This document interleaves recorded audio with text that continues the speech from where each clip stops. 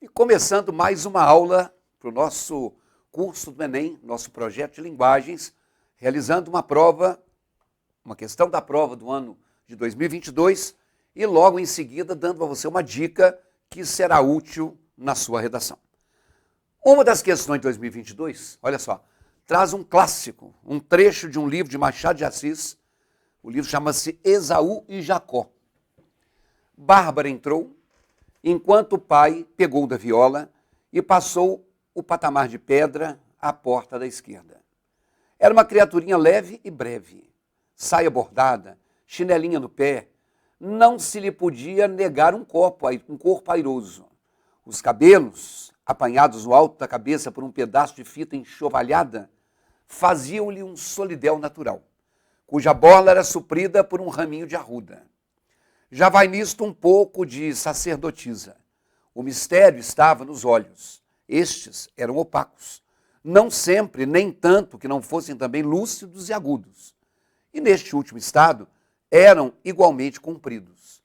Tão compridos e tão agudos que entravam pela goela, pela gente abaixo. Revolviam o coração e tornavam cá fora, prontos para nova entrada e outro revolvimento. Não te minto dizendo que as duas sentiram tal ou qual retrato dos filhos e os cabelos cortados, porque haverem dito que bastava. Basta, confirmou Bárbara. Os meninos são seu filho? São. Então, olha só.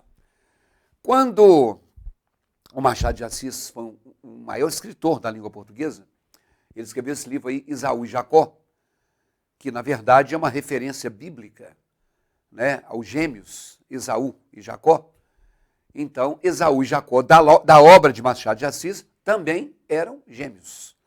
E aí, eles pegaram um fragmento desse texto, né, porque o Enem não cobra mais, ou não tem cobrado nos últimos anos, nas últimas edições, nenhuma questão que envolva o conhecimento de estilo de época, mas Machado de Assis é um escritor do estilo realista. E como tal, tanto mais fiel e real é um retrato, quanto mais descritivo for o texto que vai ilustrá-lo. Então você está vendo aí, olha, que eles falam da Bárbara, e eles falam que o pai da Bárbara pegou a viola, saiu, e aí ele fala da característica dela, que ela leve, era breve, usava uma saia bordada, estava com uma chinelinha no pé, tinha um corpo airoso, quer dizer, um corpo legal. Os cabelos estavam amarrados por um laço de fita, uma fita enxovalhada, meio suja. Né? Falavam, por exemplo, que ela tinha até na fita um raminho de arruda que dava a ela uma cara de sacerdotisa. Fala dos olhos, que eram olhos opacos, mas olhos ao mesmo tempo que eram agudos, que eram lúcidos e penetrantes, né? Porque entravam na pessoa, até o fundo da pessoa, revolviam e saíam.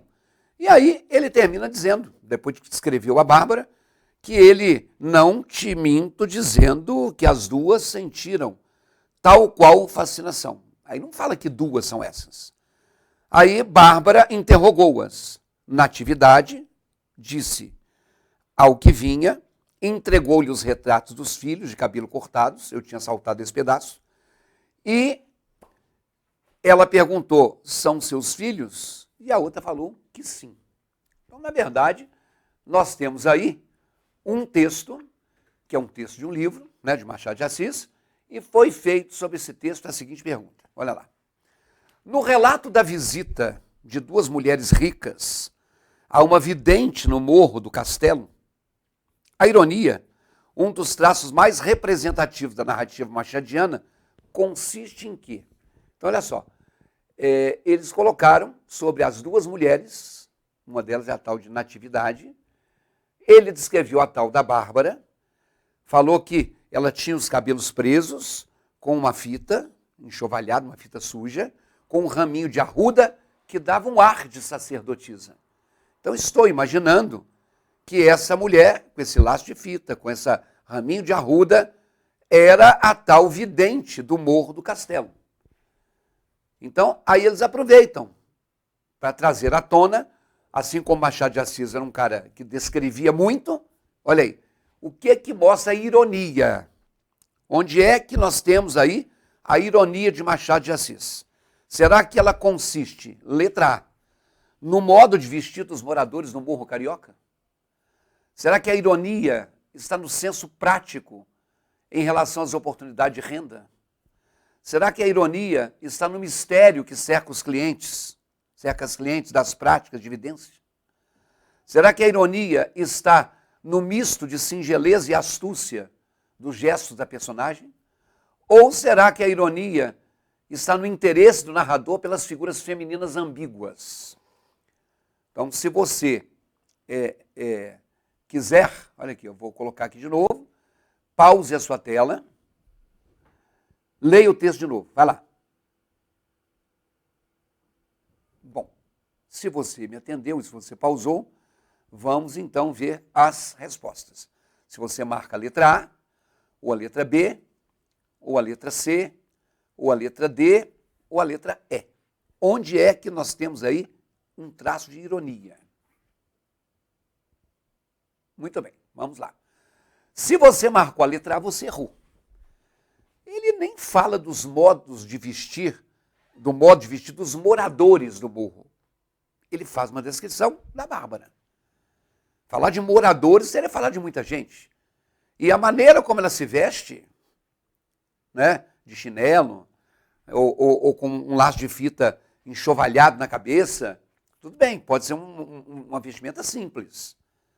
Mas ele não está sendo irônico, ele está descrevendo, como eu disse a você, de maneira objetiva para pintar o retrato. Não é a letra A, na tela. Se você marcou a letra B de bola, você errou também.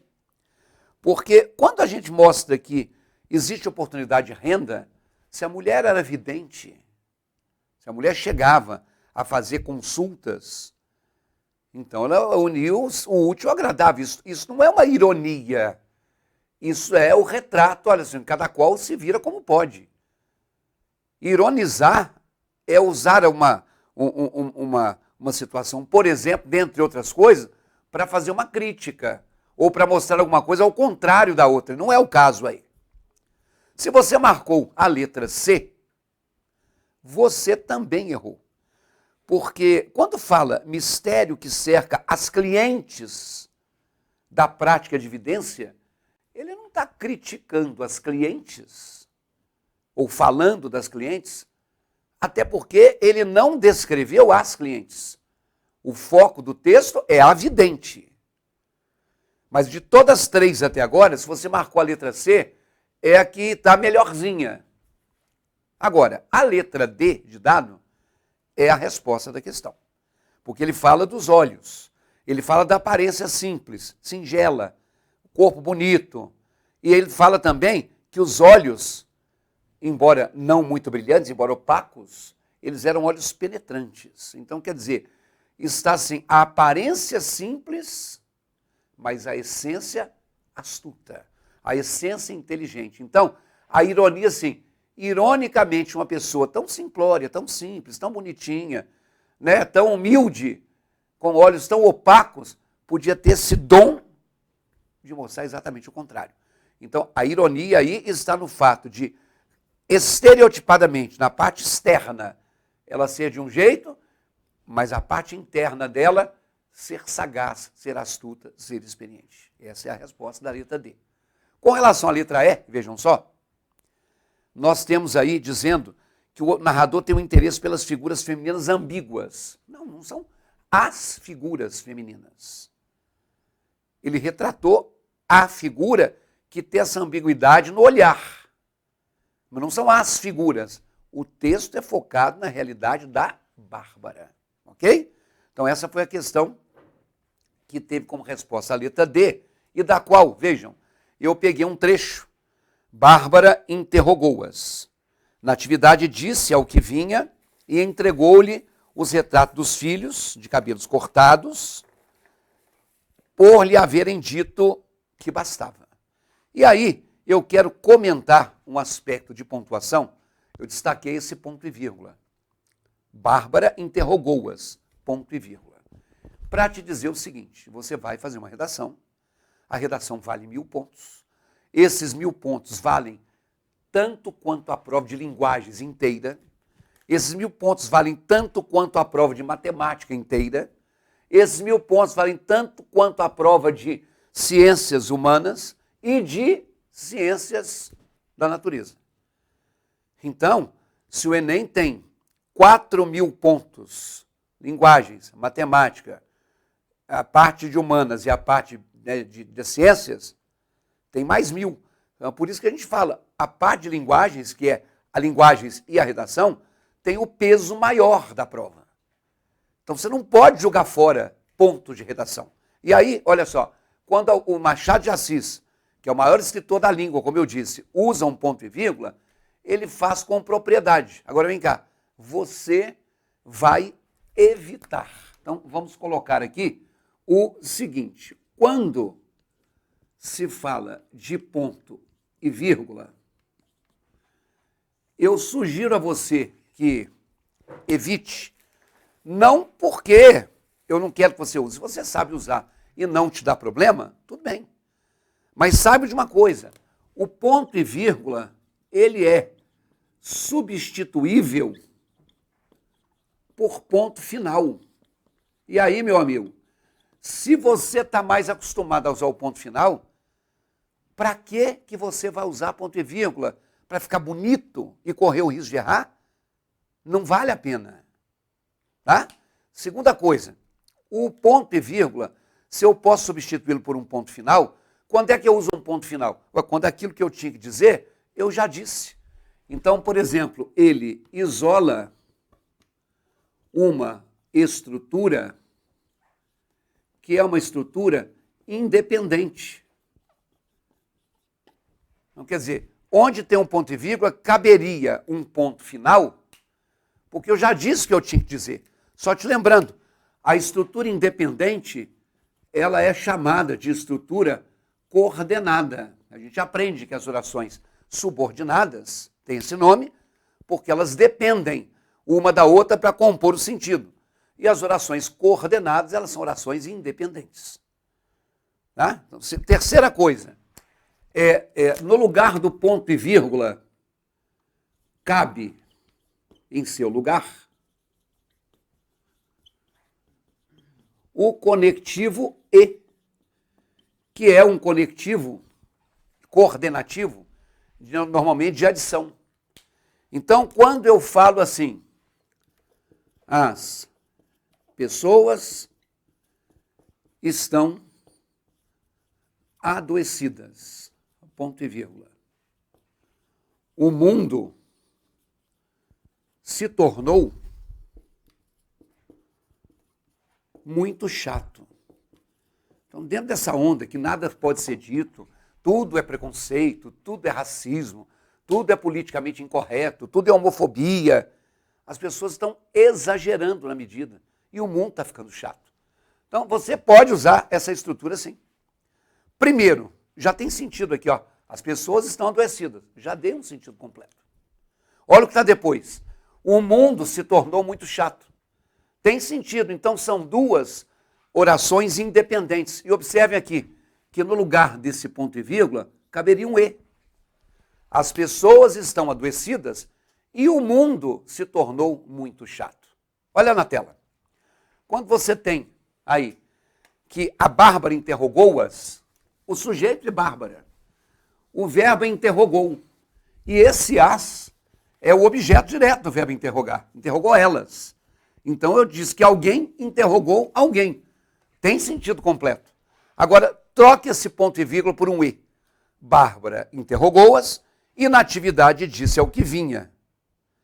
Esse Machado de Assis só não usou o e, porque depois tem outro e entregou-lhe os retratos. Então, para não ficarem dois es, porque são 3 orações, o Machado de Assis usou o ponto e vírgula. Mas olha, o ponto e vírgula, dentro da visão correta, ele separa o que eu estou chamando aqui, ó, de estruturas paralelas. Estabelecer um paralelo é construir uma comparação, que pode ser por semelhança, ou que pode ser por diferença, ou que pode ser as duas coisas, né? Então, quando a gente fala assim, os países de primeiro mundo apresentaram crescimento econômico de 2% no último ano. Vocês percebem que aqui tem uma informação completa? Os países de primeiro mundo apresentaram um crescimento econômico de 2% no último ano. Já tem um sentido completo. Se eu coloco aqui o ponto e vírgula, eu vou estabelecer um paralelo. Um decréscimo no PIB foi notado em países, ou nos países em desenvolvimento no mesmo período. Então, observem que aqui agora não foi só a intenção de separar duas estruturas independentes. Foi de estabelecer um paralelo que envolve, de um lado, os países de primeiro mundo e, do outro lado, os países em desenvolvimento. Eu não preciso colocar primeiro mundo e terceiro mundo. Eu não preciso colocar desenvolvidos e em desenvolvimento. Tá? Segunda coisa, além de colocar os dois espaços, eu coloco aqui, ó, crescimento econômico.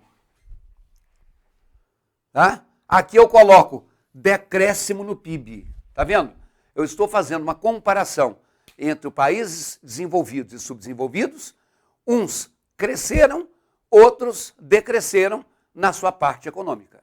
Observe ainda que eu tenho um período aqui, ó, no último ano. E aqui eu tenho no mesmo período. Então, os elementos que compõem essa informação estabelecem entre si um paralelo. E um paralelo que não está tão arrumadinho assim. Como assim, pessoal, não está tão arrumadinho?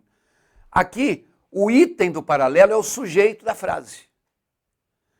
Aqui, o item do paralelo não é o sujeito. Foi notado nos países em desenvolvimento. Eu estou confrontando um sujeito com adjunto adverbial de lugar. Não tem problema não. Não precisa ser na mesma ordem. Aqui eu estou colocando um crescimento econômico. Até usei aqui um decréscimo. Só que aqui eu coloquei econômico e eu coloquei no PIB.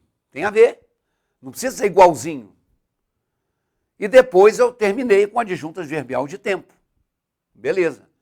Então, quando eu falo de estrutura paralela, ela tem que ter esse confronto por semelhança, por diferença, e não precisa ser tudo arrumadinho. Olha na tela.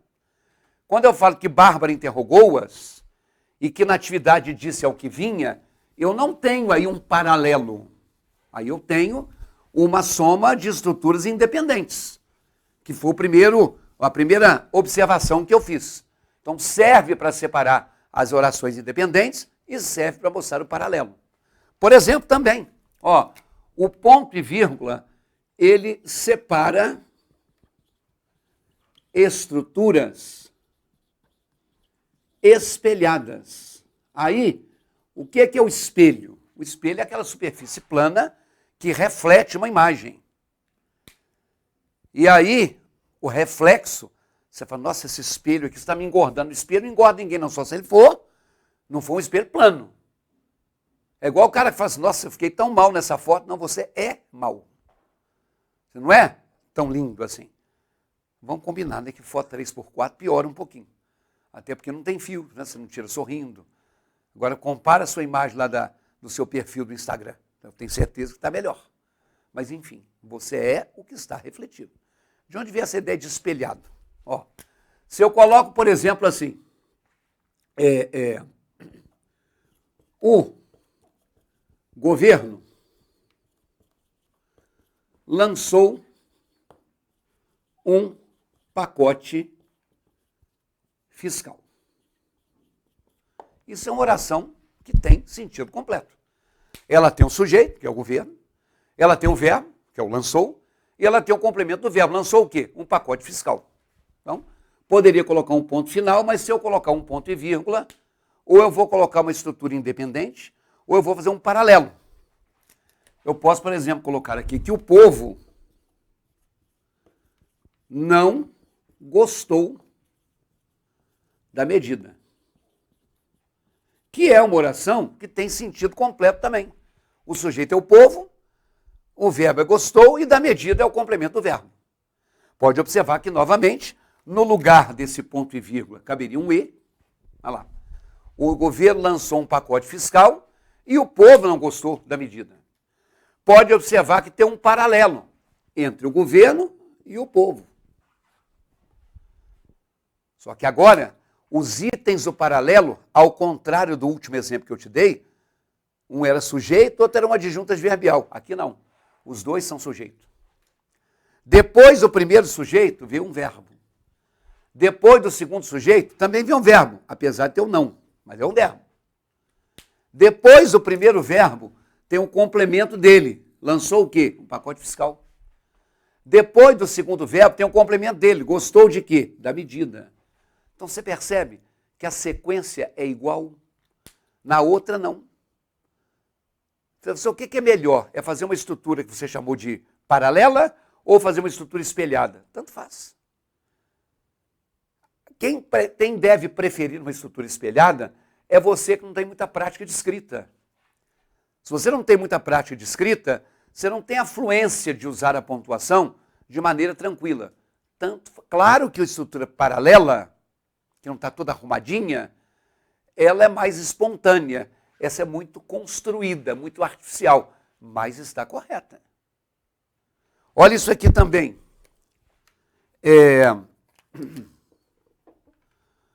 Os franceses preferem espumantes. Eu estou escrevendo espumante, gente, só para não escrever champanhe, que é uma palavra estrangeira. Aí eu coloco ponto e vírgula. Já tem sentido, ó. Os franceses preferem espumantes. Os escoceses preferem. Uma coisa horrível é escrever essa palavra em português, mas é assim, ó, whisky. Tá bom. É independente? É. Cabe um E? Cabe. Aí, ó. Os franceses preferem espumantes. E os escoceses preferem, faltou um M aqui, né? Whisky. Ok? Tem espelhamento? Sim. Sujeito, do outro lado. Sujeito. Verbo, do outro lado. Verbo. Complemento do verbo, do outro lado. Complemento do verbo. Então, é espelhado? É. Só que aqui tem um detalhe. Você observe que o sujeito 1 é diferente do sujeito 2, o sujeito 1 é diferente do sujeito 2. O verbo 1 é diferente do verbo 2, mas os dois verbos são iguais. Você já sabe que na língua portuguesa, na redação, qualquer repetição é considerada um erro de coesão textual. Então a gente tem que tirar isso aqui. E essa frase ficaria assim, ó. Os franceses preferem espumante. Os franceses preferem espumante, ponto e vírgula. Os escoceses, vírgula, uísque. Olha aqui uma nova maneira de usar a vírgula. Essa vírgula aqui, ó, está substituindo o verbo preferir. É uma vírgula que substitui algo que ficou elíptico. É igual, por exemplo, assim, hoje eu vim a pé. Mas meu colega, vírgula, de ônibus. Esse vírgula é veio. Vim e veio. Eu gosto mais de carne. E ela, vírgula, de peixe. Gosta. Então, quando o segundo verbo for igual ao primeiro, você tira esse verbo para não ter repetição e o substitui por uma vírgula. Então, aí está onde e como você deve usar ponto e vírgula. Se não for nessa circunstância, não usa não. Não usa não, porque você vai correr o risco de não usar de forma bem aplicada. Tá bom? Espero que tenha sido útil essa dica. Essa foi a nossa 10ª aula, essa foi a nossa 10ª questão e em breve nós traremos uma outra questão com outro aspecto para a gente estudar. Bons estudos, grande abraço, fiquem com Deus.